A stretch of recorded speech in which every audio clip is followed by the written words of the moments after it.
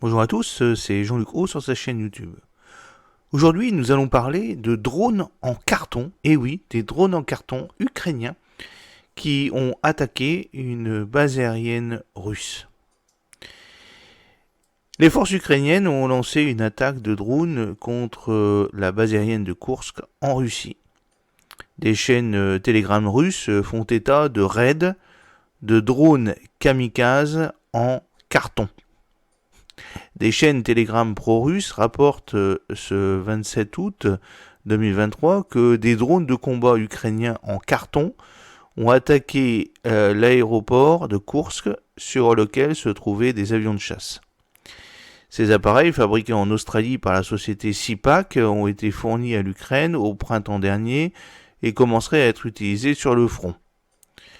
Le fuselage du modèle Corvo PPDS est fait de carton et de mousse et dispose d'un rayon d'action de 120 km, assez pour atteindre la ville de Koursk, située à une centaine de kilomètres de la frontière ukrainienne. Un drone de combat, mais aussi avec un très bon rapport qualité-prix. En effet, les drones peuvent embarquer jusqu'à 5 kg de charge explosive et auraient donc été utilisés en tant qu'appareil suicide contre les infrastructures russes.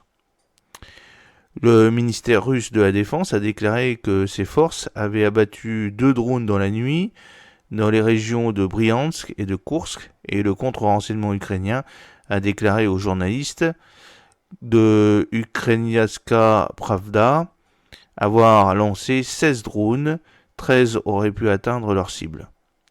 Les dégâts réels n'ont pas été précisés, que ce soit par l'armée russe ou l'armée ukrainienne. Seules des chaînes Telegram russes font état d'une attaque avec des drones en carton. L'une d'elles déclare « La principale caractéristique de ce drone est la polyvalence et son caractère jetable, car il est presque entièrement constitué de papier imprégné de cire et d'élastique, ce qui le rend presque invisible au radar. » Des débris de ces fameux modèles ont été récemment retrouvés sur le front. Ces engins low cost peuvent être rentables pour endommager des équipements bien plus onéreux, tels que des radars ou des avions sur un tarmac. Néanmoins, les conditions météorologiques peuvent perturber leur vol, bien entendu. Sur la photo, nous voyons donc une Pixhawk orange, un système autopilote totalement du commerce, et quelques autres informations composants électroniques avec une voilure en carton. J'espère que cette petite vidéo vous a plu.